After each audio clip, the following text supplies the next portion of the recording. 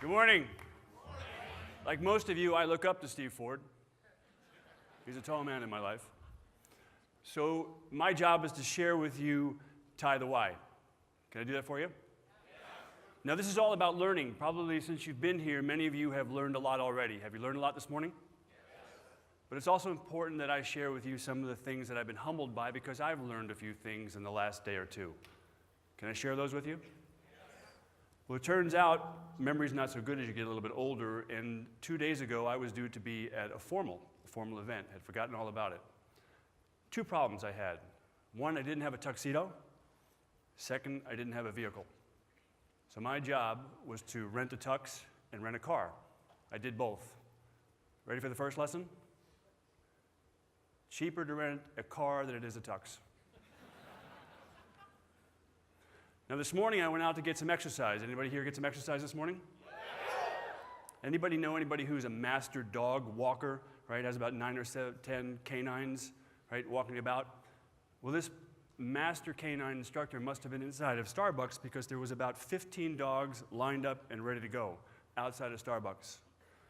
Now, as I observed, and I am a student, I observe many things, I noticed that if you think about it, a standing dog always appears to be in a push-up position. Make sense for your business? I also learned the importance of nonverbal communication. Now, we communicate a lot without saying a word. I observed that outside of Starbucks this morning. Have you ever been in a place where an individual is walking down a street or a mall handing out flyers? Now, if you observe the behavior of those that receive those flyers, there's actually communication going on. What that individual is actually saying to the people is, here, you throw this away. Because that's exactly what happens. So I'm going to go over here to the swimming pool that Mark Smith created. Look at this. He's got pictures of himself as a kid.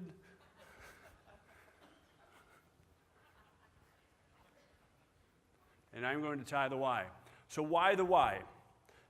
What I'd like you to do at this particular portion of this discussion is to get very selfish. I want you to think about yourself. Now, for some of you, that's not very hard.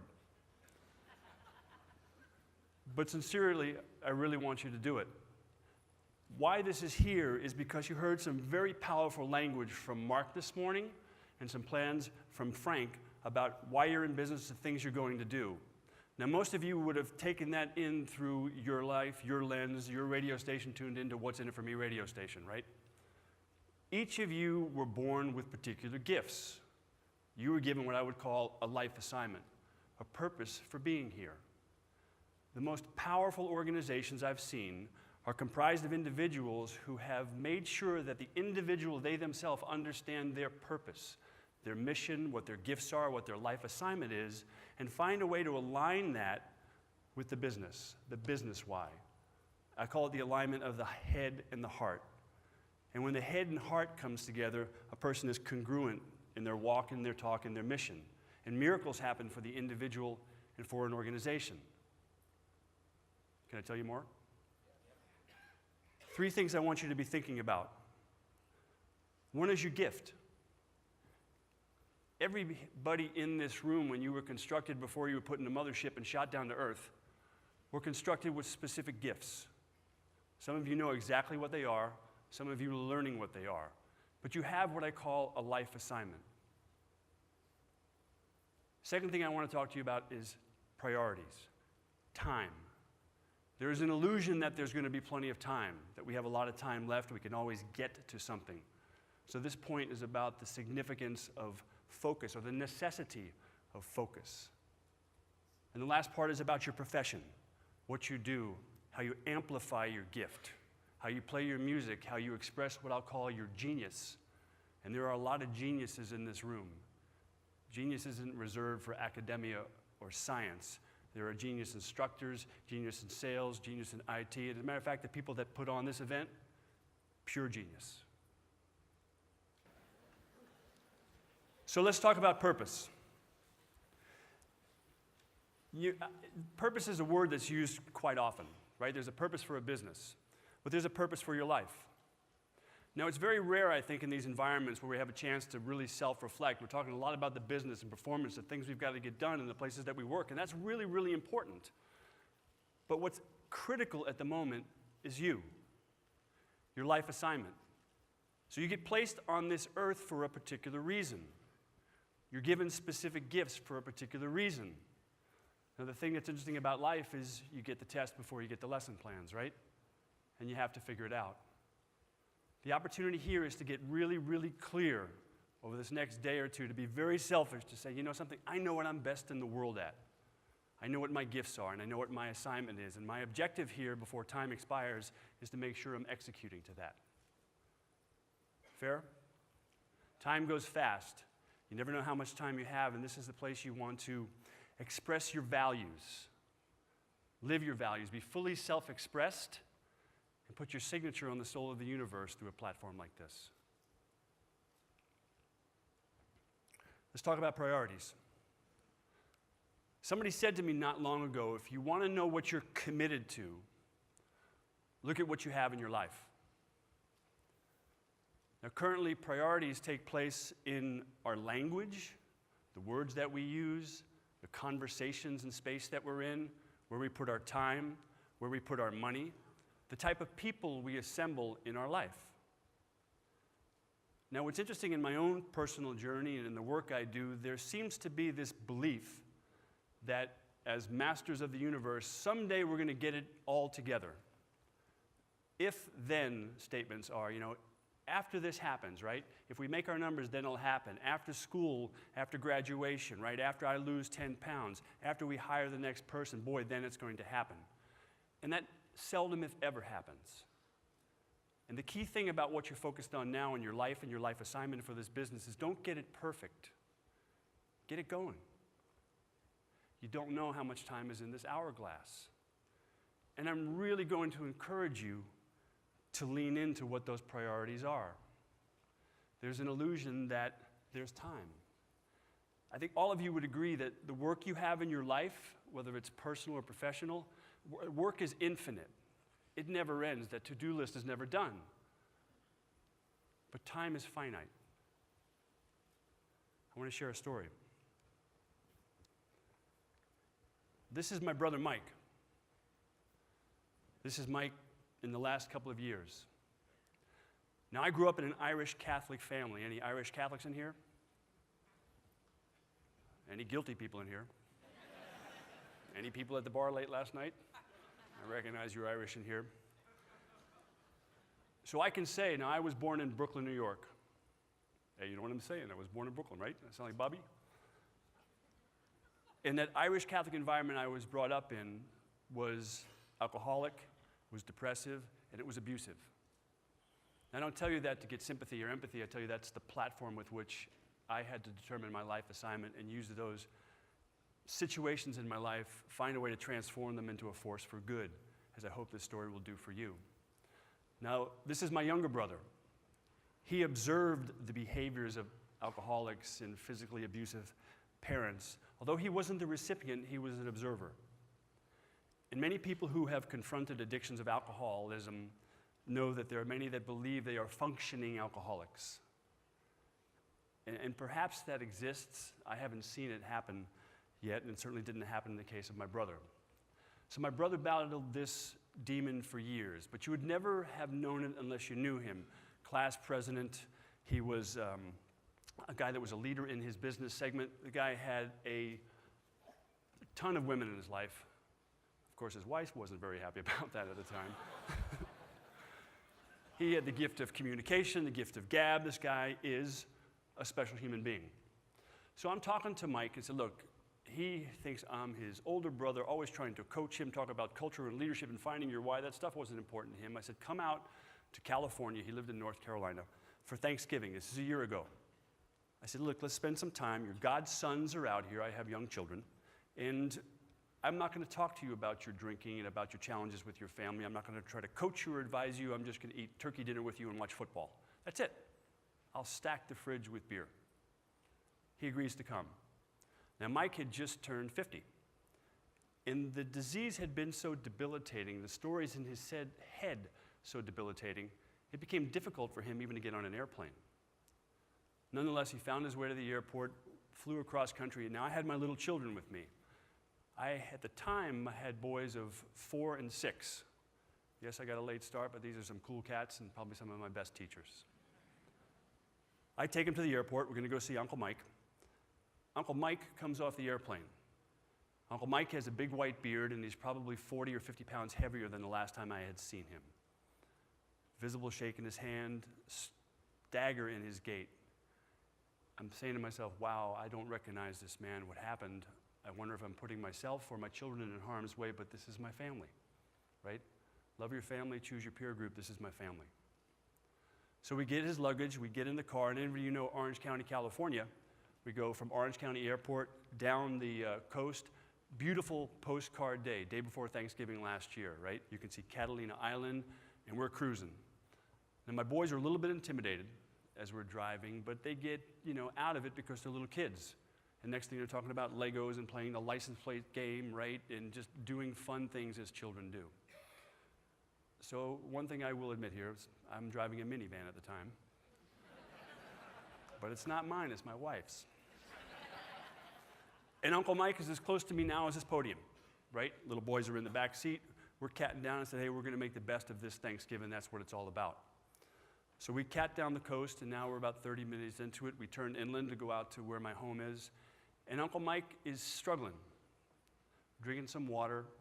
I'm talking to him. Every once in a while, I pat his chest. His body starts to shake. It starts to surge. He goes into a violent spasm and a seizure. Now I look in the rearview mirror, you can see the wide eyes of my children. I'm just trying to understand what happened. I'm holding on to him, and my kids are scared. And I said, look, it's just Uncle Mike's having a bad dream. He fell asleep. Don't worry about it. And I look over at Mike, and I'm holding him. This 2 or 3 minutes seemed like an hour as his body was moving. His head hits his chest. I hear nothing. I grab the cell phone, and I'm driving now, right? With the knee, got the phone in the ear. I'm holding Uncle Mike, and I ask his ex-wife, who was following this whole thing because they're still close.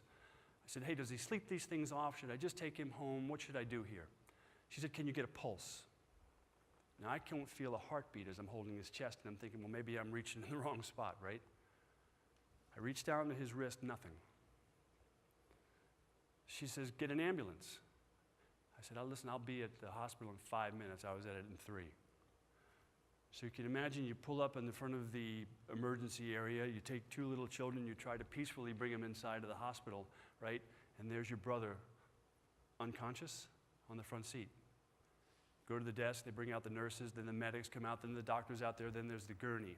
And they're looking at me the whole time. Take them into the back. And I'm thinking, wow, this is going to be pretty inconvenient, right? We're going to be at the hospital for Thanksgiving. Now, 15 or 20 minutes go by, my wife's due to come, and maybe grandma's going to come to look after the kids, and the social workers keep walking by saying, hey, can we look after and take after your children? Why don't you go back and see the physician? And I'm thinking, I am not leaving these dudes with anybody. As much as we think we can protect children, right, from seeing the reality of the world, they saw something that I have no idea how they're acclimating to. The wife shows up, they take me back into a room to see Mike, I think. I walk into the room, they close the door, there's a doc, a nurse, and a social worker. They ask me a couple of questions. First thing the doctor says to me is, your brother's dead.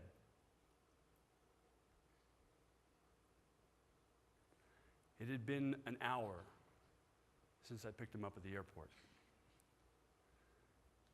Now I had a belief for Uncle Mike that guy was going to beat this addiction thing. And he had a platform, and he was going to go around the world and have the ability to say to people, look, if I can do this, you can do this. If I can beat this thing, you can beat this thing. I'm no more special than you are. That was my plan for him, right? It wasn't his plan for him. And he was going to get to it. And after this next rehab, and don't worry about it, I'm going to do this, and that's going to happen. And how do you convince somebody, and how do you take responsibility for somebody else's life? The key here is he ran out of time. Time is finite. We don't know how much we get. My mother and father died. My father was 57, my mother was 61. If you look at my brother, there's 3 people. If this was a business presentation, if I put up pie charts, you might say, well, there were contributing factors of alcohol and cigarettes and high stress and no exercise.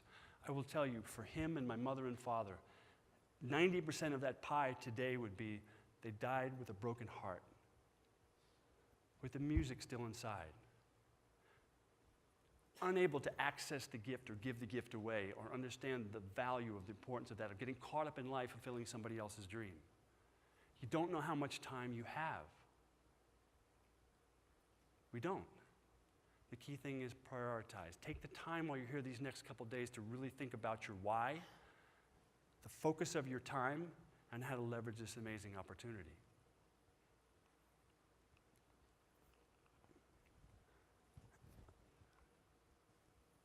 So profession, the work that you're doing right now, 24, we are 24. This is the place to express your genius.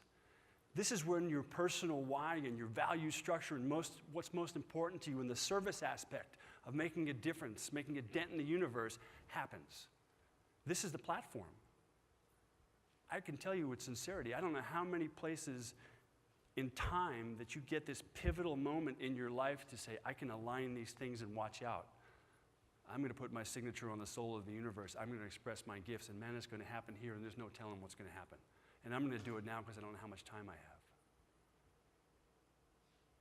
I want to show you something that represents me, that represents you, and that represents the people that come into your facility. A beautiful thing about what you do is the people who come into your facility every day, you're an anchor, you're a foundation, you're a reinforcement for them to do what they want to do with their life. How powerful is that? And you get to express your own. That connection is incredible. Inside of every one of us is this next individual. And I don't know if you've seen this before, if you've seen it 1,000 times, it doesn't make any difference. Sometimes we get caught up doing what we believe we ought to do because we're afraid of what other people will think. Well, you probably all know, they're not thinking about you. Who are they thinking about? Themselves. Paul Potts is a guy that I had the fortune to meet. He was on this first show, Britain's Got Talent, right? And if we judge a book by a cover, and it tends to be that we all do, he did himself. He was fearful of stepping into what his gift and what his life assignment was until certain people got around him with a fitness focus to say, that doesn't matter. Use your gift. You don't know how much time you have left. So as Jacques Cousteau would say, if you have an opportunity to lead an extraordinary life, you have no right to keep it to yourself.